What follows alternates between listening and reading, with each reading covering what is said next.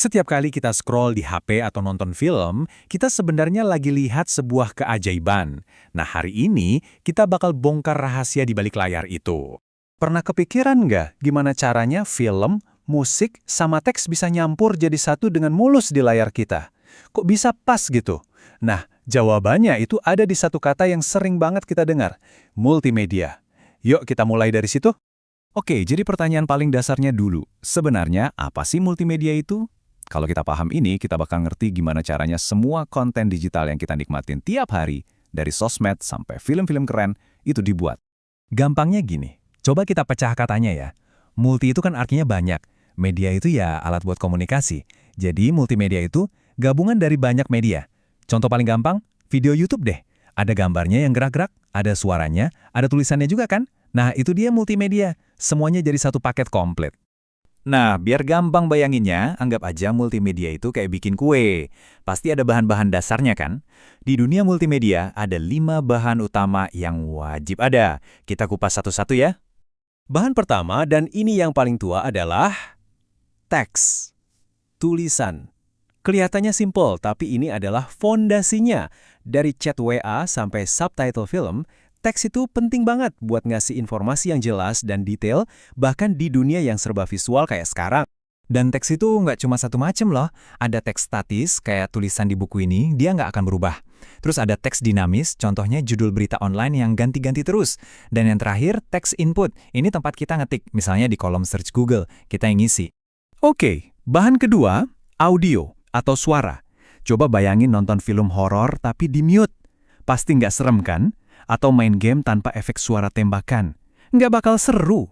Suara inilah yang bikin suasana, yang mainin emosi kita, dan bikin gambar jadi terasa hidup.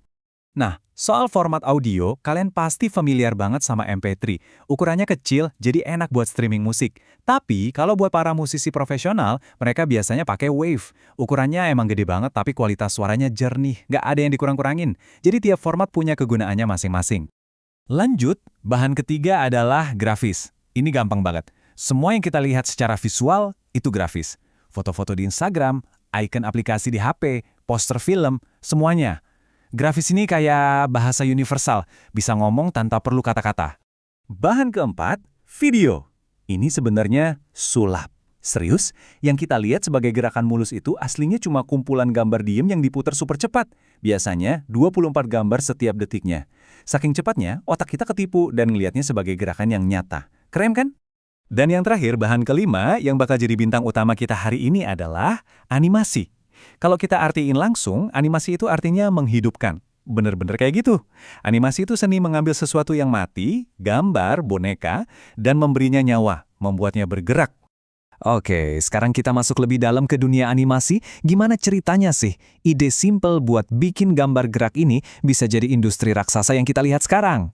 Semuanya itu dimulai dari sebuah ide. Kadang ide yang paling sederhana. Contohnya Walt Disney. Dia cuma punya bayangan gimana kalau ada karakter tikus yang bisa bergerak dan punya ekspresi. Dari hayalan itu lahirlah Mickey Mouse. Dan sisanya, ya, sejarah. Tapi jangan salah, animasi itu nggak cuma satu jenis aja. Ada banyak banget tekniknya. Masing-masing punya rasanya sendiri. Yuk kita tur singkat lihat beberapa yang paling terkenal. Pertama, ada animasi cel. Ini teknik jadul di balik film-film klasik kayak Snow White. Bayangin deh, setiap gerakannya itu digambar satu-satu di atas plastik transparan, terus ditumpuk di atas background. Buat bikin gerakan 1 detik aja, butuh 24 gambar. Kebayangkan rumitnya kayak apa? Kalau yang ini beda lagi. Stop motion itu nggak pakai gambar, tapi pakai benda beneran. Contohnya film Shaun the Sheep. Itu kan boneka tanah liat kan? Nah, setiap bonekanya digerakin dikit, cepret foto. Gerakin lagi dikit, cepret lagi. Ribuan foto digabungin, jadi deh gerakan yang khas dan unik banget. Nah, sekarang kita lompat ke era digital. Ada yang namanya motion graphics. Ini kita lihat tiap hari loh. Logo yang gerak di awal video, tulisan keren yang muncul di iklan, grafik-grafik penjelasan, nah itu dia. Semuanya dibuat di komputer. Hasilnya bersih, tajam, dan dinamis. Dan inilah dia rajanya animasi modern, animasi 3D. Di sini udah nggak ada lagi yang datar. Karakter dan dunianya punya bentuk, punya volume. Animatornya itu kayak sutradara film beneran, bisa taruh kamera virtual di mana aja dia mau. Bebas banget. Terus, gimana sih cara bikin dunia 3D yang rumit kayak gitu? Gampangnya, bayangin aja kita jadi pematung, pelukis, sekaligus sutradara, tapi semua kerjaan itu dilakuin di dalam satu komputer. Prosesnya itu kayak resep. Pertama, ada modeling. Ini tahap memahat objeknya di komputer. Terus animating, tahap menggerakkan si objek tadi, kayak dalang mainin wayang. Ketiga, texturing. Ini tahap mengecat dan ngasih corak biar kelihatan nyata. Dan terakhir, rendering. Ini pas komputernya kerja keras buat mengambil foto dari semua yang udah kita buat jadi gambar final. Dan semua proses ribet tadi itu kejadiannya di dalam satu software, contohnya Blender. Software kayak gini tuh pada dasarnya kayak studio film lengkap dalam satu aplikasi. Dulu butuh puluhan orang, sekarang satu seniman aja bisa bikin semua dari laptopnya. Tapi, tunggu dulu. Model 3D sebagus apapun, kalau nggak ada satu elemen ini, bakal kelihatan palsu dan ngebosenin. Elemen krusial itu adalah cahaya. Buat seniman 3D, cahaya itu ibarat kuas lukisnya. Lihat aja bedanya, yang kiri pakai point light, cahayanya nyebar kayak lampu bohlam, jadi suasananya terang merata. Nah, yang kanan pakai spotlight, cahayanya fokus kayak senter, jadi lebih dramatis, bayangannya tegas. Cuma dengan ganti lampu, mood dan ceritanya bisa langsung berubah total.